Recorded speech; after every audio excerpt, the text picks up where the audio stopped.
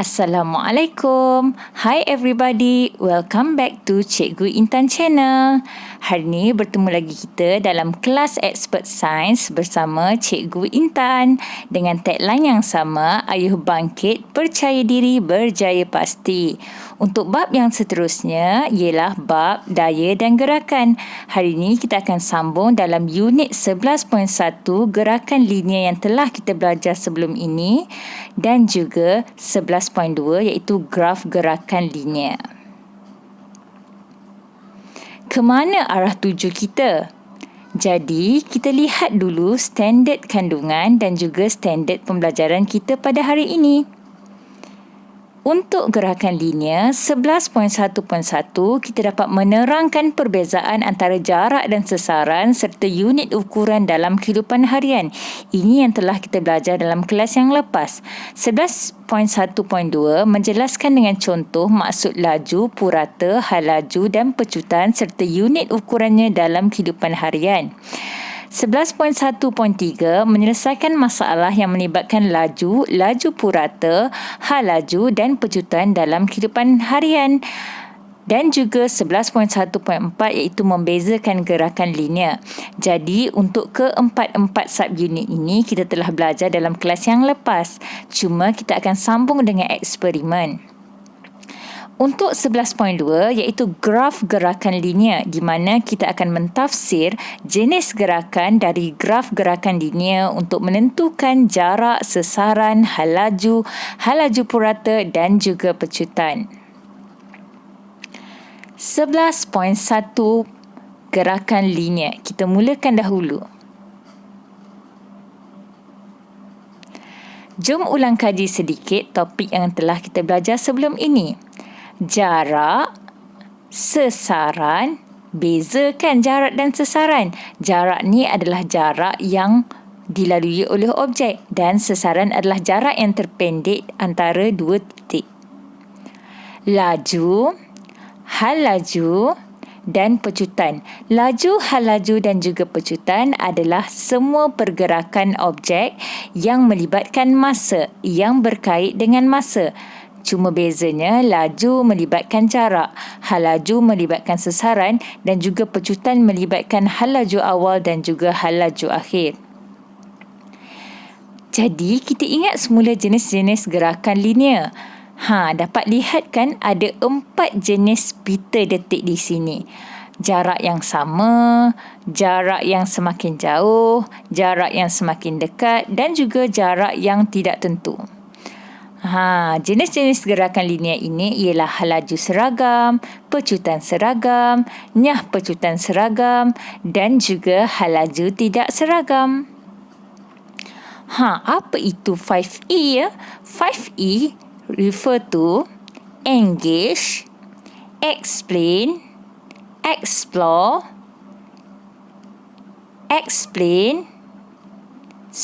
elaborate dan juga evaluate.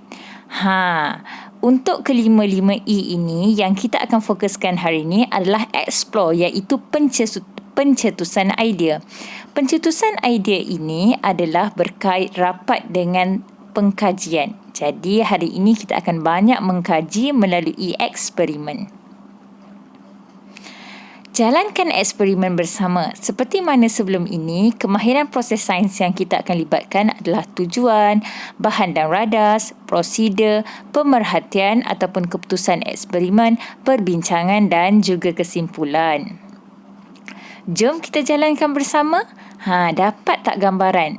Dalam rajah ni dia menunjukkan satu landasan dan ada objek yang sedang jatuh di atas landasan tersebut.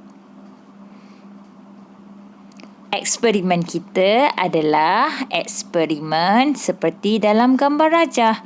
Tujuan eksperimen kita adalah untuk menentukan hal laju dan pecutan objek menggunakan jangka masa detik. Apa tu jangka masa detik ya? Okey, bahan yang diperlukan adalah pita detik.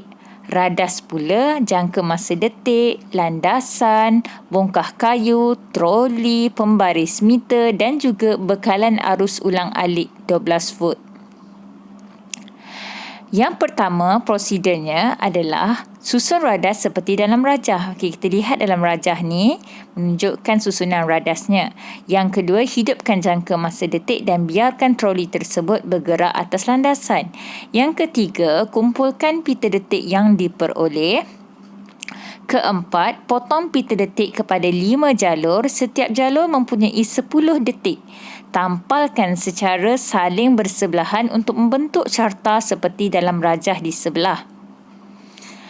Yang kelima, rekod panjang setiap jalur pita detik itu. Dan yang keenam, kira halaju dan juga pecutan setiap jalur pita detik menggunakan rumus.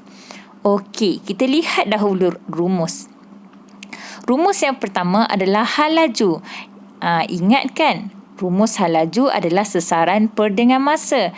Jadi, panjang pita detik bagi 10 detik bahagi dengan masa 10 detik. So, 1 detik refer kepada 0.02 saat. Untuk pecutan pula, A sama dengan V minus U over T.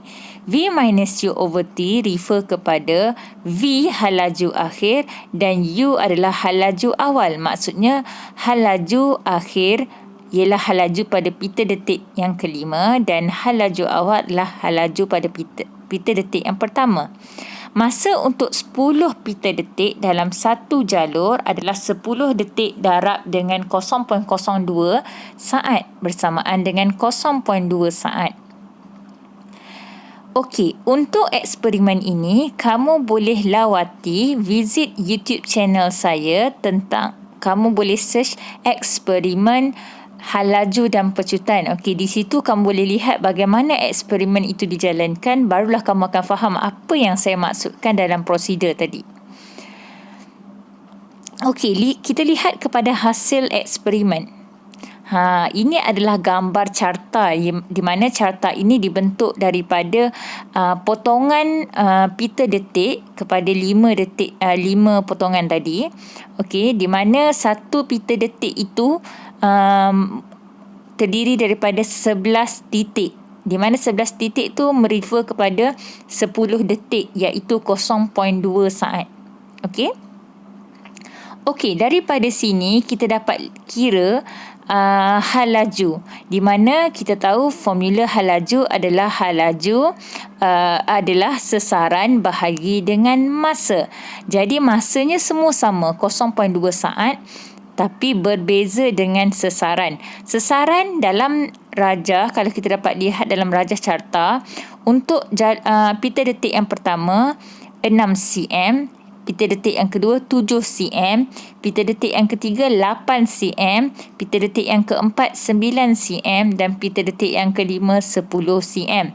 Jadi, kita kira halaju dengan cara membahagikan panjang pita detik dengan masa. 6 bahagi 0.2 dapat 30. Jadi, 30 cm per saat. Itu halajunya. Begitu juga dengan yang lain. Jadi untuk pita detik kedua, 3, 4 dan 5, halajunya adalah 35, 40, 45 dan juga 50. Dapat tak kita lihat peningkatan halaju daripada 30, 35, 40, 45 dan juga 50. Okey, kita lihat pula cara pengiraan pecutan. Kita telah dapat halaju. Untuk menentukan pecutan, kita perlu tahu halaju akhir dan juga halaju awal. Jadi untuk halaju akhir, kita ambil pita detik 5. Untuk halaju awal, pita detik 1. Untuk jalur pita detik 1, tadi kita dapat 30 dan pita detik 5 adalah 50. Selang masanya adalah 1. Kenapa 1? Sebab ada 5 pita detik tadi kan. Jadi 0.2 darab dengan 5 sebab setiap satu adalah 0.2. Jadi 50 tolak 30 per dengan 1, jawapannya adalah 20 cm per kuasa 2. Jadi itu cm bukan m cm per kuasa 2. Jadi pita detik 1 hingga 5 itu menggambarkan troli tersebut sentiasa mengalami peningkatan halaju. Ini kerana jarak antara dua titik itu semakin jauh. Jadi, semakin jauh jarak yang dilalui bagi sela masa yang sama, semakin laju pergerakan objek tersebut. Ini adalah perbincangan bagi eksperimen tadi. Kita pergi pula kepada kesimpulan. Troli tersebut mengalami pecutan seragam. Pecutan troli tersebut adalah A sama dengan 20 cm per S kuasa 2. Di mana cm tadi adalah panjang sesaran dan S kuasa 2 sebab hal laju bahagi pula dengan masa dalam pengiraan pecutan tadi. Jadi kamu dah faham kan? So kalau boleh kamu salinlah laporannya ya. Okey, kita masuk pula kepada unit 11.2 iaitu graf gerakan linear. Kita masih belajar dalam gerakan linear tetapi kita lebih fokus kepada graf. Kenapa perlu graf bagi sesuatu gerakan? Cuba kita fikir. Kepentingan graf gerakan linear. Yang pertama, untuk menyampaikan maklumat. Yang kedua, untuk memberikan data. Yang ketiga, menerangkan sesuatu bentuk gerakan. Yang keempat, untuk memudahkan kefahaman. Dan yang kelima, untuk melihat keseluruhan secara ringkas. Okey, kita pergi kepada contoh yang pertama. Graf gerakan yang pertama, ada graf sesaran lawan masa. Sesaran dash masa. Itu maksudnya sesaran pada paksi Y dan masa pada paksi X. Okey. Kita lihat ini adalah graf gerakan seorang lelaki iaitu Fitri yang sedang berjalan. Okey, kenyataan yang pertama, Fitri berjalan sejauh 100 meter pada hal laju seragam selama 20 saat. So kita lihat pada masa 0 hingga 20 saat dalam graf. Grafnya adalah daripada 0 ke 100. Okey. OA. Kemudian AB. Graf AB refer kepada dia berehat selama 40 saat. Maksudnya daripada saat ke-20 hingga saat ke-60 dia jarak sesaran dia adalah masih pada 100. Jadi grafnya adalah mendatar. Seterusnya, dia berundur 50 meter dalam masa 30 saat. Jadi, dalam masa 30 saat seterusnya, daripada saat yang ke-60 ke saat yang ke-90, BC dalam graf. Graf BC, dia berundur daripada 100 tadi dalam graf ke 50. Jadi, dia makin menurun sesaran dia. Dia berehat lagi selama 20 saat. Berehat lagi selama 20 saat maksudnya graf tu masih mendatar seperti C dan D dalam graf iaitu saat yang ke-90 hingga 110. And then yang terakhir dia kemudiannya berjalan selama 20 saat dan sampai ke titik mula. Maksudnya dia pergi ke titik mula semula daripada 110 saat ke 130 saat sebab dia kata 20 saat. Okey, jadi kecerunan graf sesaran lawan masa ini bersamaan dengan hal laju. Saya ulang, kecerunan graf sesaran masa adalah bersamaan dengan hal laju. So, nilai sesaran adalah, nilai kecerunan bersamaan dengan hal laju. Contoh yang kedua, graf hal laju masa. Graf hal laju masa ni menunjukkan Fizuan yang sedang berlari. Jadi grafnya OA, Fizuan berlari pada pecutan seragam ke hal laju 20 cm per saat selama 25 saat. Jadi 0 hingga 25 saat dia 20 cm per saat. Okey, itu untuk paksi Y dia tu adalah hal laju. Dia berjalan pada hal laju seragam 20 cm per saat selama 25 saat. Dia berjalan. Tadi berlari, sekarang berjalan. Maksudnya dia berjalan je dengan kelajuan yang sama 20 cm per saat selama 25 saat lagi. Jadi 0 per 25 hingga 25 saat. Kemudian saat yang ke-25 hingga ke-50. Pada graf AB lah.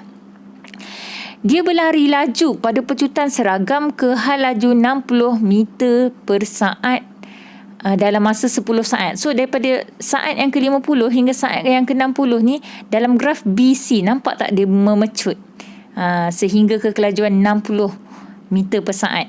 Okey, kemudiannya berjalan pada nyah pecutan seragam selama 40 saat sebelum berhenti. Jadi daripada 60 kelajuan dia tu sampailah dia berhenti, dia mengalami nyah pecutan seragam selama 40 saat. Maksudnya daripada saat yang ke-60 hingga saat yang ke-100. Jadi kecerunan graf hal laju sama, hal laju masa ini sama dengan pecutan, dan luas di bawah graf hal laju masa ini adalah sesaran. Maksudnya luas di bawah graf tu adalah sesaran. Kecerunan adalah pecutan. Okey, seterusnya kita bandingkan antara kedua-dua aktiviti tadi. Di mana kalau kita lihat OA graf tu naik mendadak kan. Okey, jadi naik tu menunjukkan kecerunan dia adalah positif dan seragam, jadi dia adalah hal laju seragam. Sama juga dengan aktiviti yang berlari tadi, dia adalah pecutan seragam. Dia adalah hal laju dia bertambah tapi dia panggil pecutan seragam. Kalau tadi hal laju seragam, ini pecutan seragam.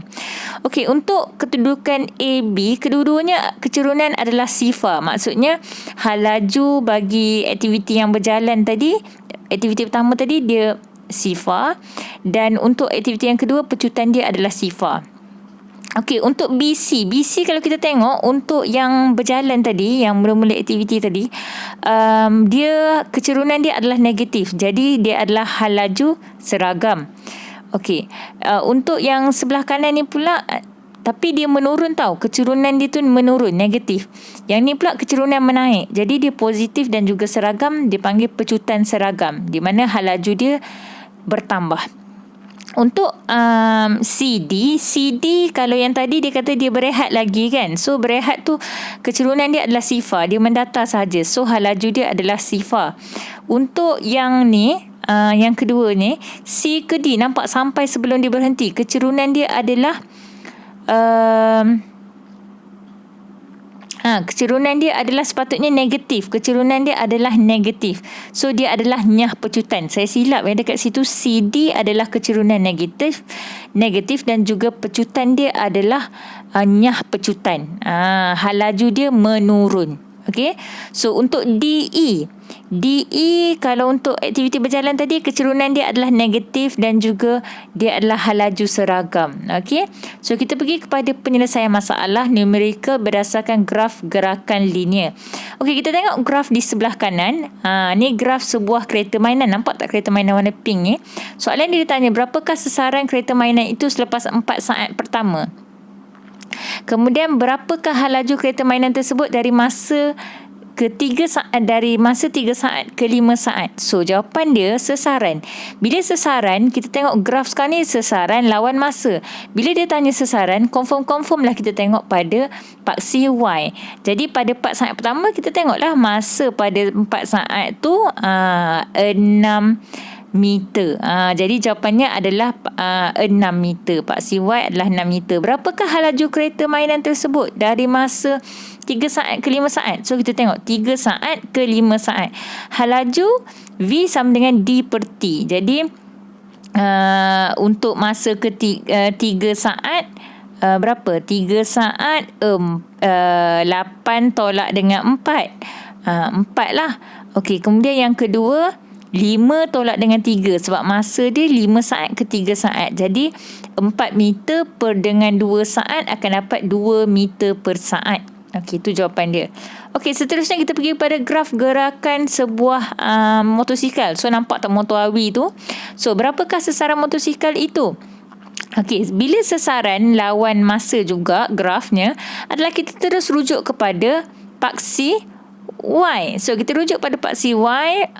Bila saat yang keempat saat, confirm lah 15 meter. Okey, berapakah hal laju? Hal laju sama juga pengiraan dengan yang tadi. Beza jarak bahagi dengan Beza sesaran bahagi dengan beza masa. Jadi masa 6 hingga 12. Confirm lah 12 tolak 6. Okey, untuk masa pula, untuk sesaran, kita tengok daripada 0 ke 15. Jadi 0 tolak 15 dapat negatif 15.